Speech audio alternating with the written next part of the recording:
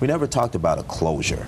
We never talked about closing off any streets. All we talked about were the widening and the impact of the Bonanza corridor. Residents of West Las Vegas plan to march on City Hall Wednesday morning over the closure of F Street as part of the I-15 widening project.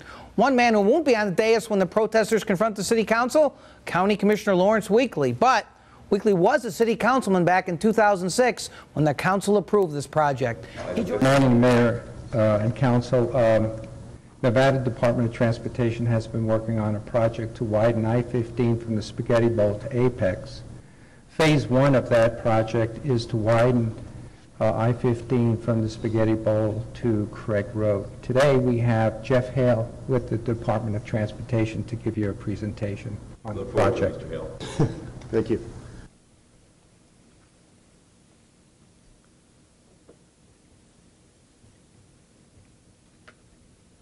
Then back into the phase 1 area, a little more detail.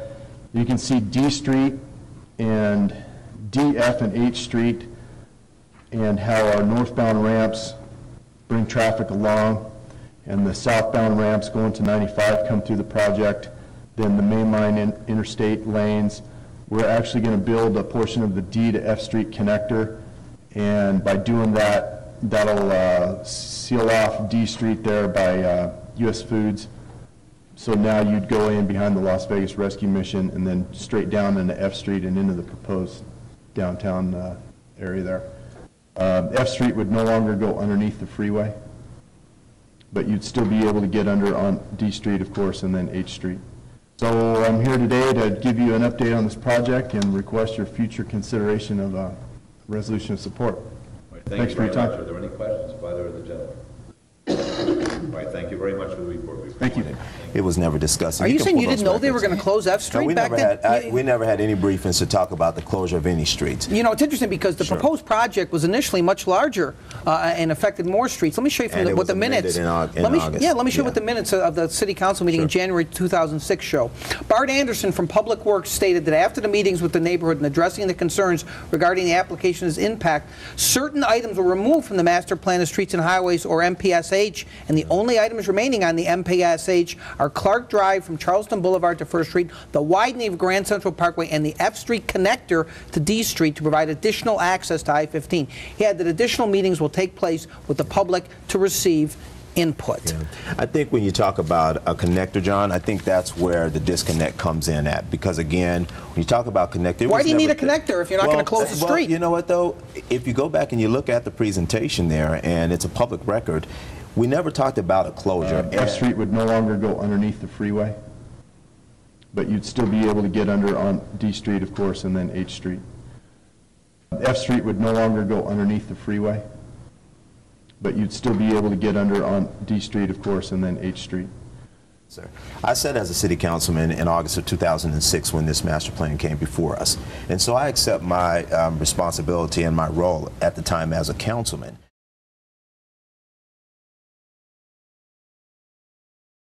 Pattern here is that going back to 2001, there seems to be a pattern of lack of knowledge.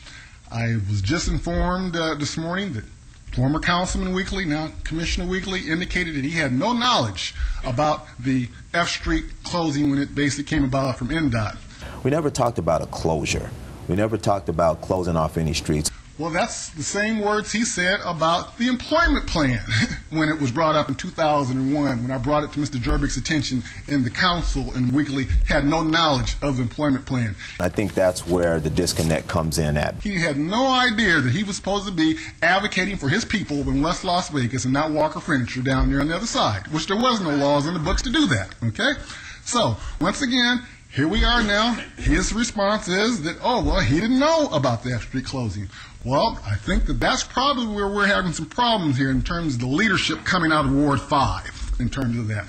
We have leaders in Ward 5 who don't seem to be abreast of what really is going on in their community. It seems clear to me that you did not understand what the impact of this was going to be. With all due respect to the commissioner here, the City of Las Vegas and NDOT had every responsibility to do everything they could to sit down with residents, with churches, with community people, to make sure they were on board, given the history. You think they'd be less likely to do that because it was the West Side? Well, not only were they less likely to do it because it was the West Side, it was more important that they do it because of the history. I think that it is painful, as you pointed out, to hear, you know, just a lot of the history of people who have been fighting for a long time. We have quite a few people who came this morning. We marched from F and Bonanza this morning in the cold to be here to show our consolidation and our coalition in opposition to the closing of that street. I'd like the people who I gave cards to and any others who'd like to speak to please come forward now. This issue is very pertinent to us in the community. We believe that closure of F Street is detrimental to possible development in our community. And we're here because we want you to know that we don't feel that we received appropriate notice. We think that this should have been highly advertised so that we could make a decision about what goes on in our community. And I'm here to say to Pharaoh, let my peoples go. And I'm here to tell this body, this council, open up F Street so that those individuals who have labored in the vineyard as long as I have or longer have easy access to and from our local government. And thank you. And on last night about 9:30, I went back last night while it was dark. And I looked at Bonanza towards F to West Las Vegas. And all I could see was a wall. Darkness overshadowed that. Looked like there was no community beyond that wall. And we're here today to have that vote rescinded and that wall be removed, that we will have some light in our community. It's darkness over there. In memory, the image of our late beloved President John Fitzgerald Kennedy shall live forever in the hearts and minds of all who believe in the principles of democracy. That image shall give everlasting courage to those who would destroy bigotry and shall forever hunt all who would propose bigotry. The spirit of John F. Kennedy shall forever flow in the veins of men who would wish to see the practices of democracy match its utopian principles. His spirit shall forever roam the halls and chambers of the United States Congress and shall guide the legislative body along the path of real democracy. John F. Kennedy and democracy shall forever be synonymous. The Las Vegas Voice shall rededicate its total facilities to carry on the works this great man who gave his life so that democracy might live. The American Negro and all other minority people have lost the most sincere friend they've ever had. We must take up the sword of this fallen leader and carry on his work. His image will forever be present to inspire us, and his spirit shall flow through the bloodstream to forever keep us equal to the task ahead. With his spirit and his image prodding us, we shall wage his battles until total victory is won. We pledge ourselves and we solicit your cooperation that President John F. Kennedy shall not have died in vain. Thank you. Today we are on a collision course with our destiny, a destiny for economic redevelopment which has been stopped by a wall which represents a return to economic segregation, discrimination, and oppression. It separates us from our grand entry into a new and hoped-for future. We are that diamond in the rough, just like this very city, which grew from the dust and desert.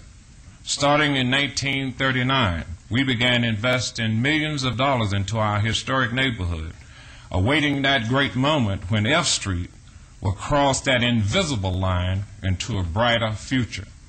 Now at this very moment, that line is no longer visible because of the very wall you have put up. And now we say to you, Mr. Mayor, City Commissioners, City Council members, and especially to the Nevada Department of Transportation, the same words which Ronald Reagan said to Premier Gorbachev: tear that wall down.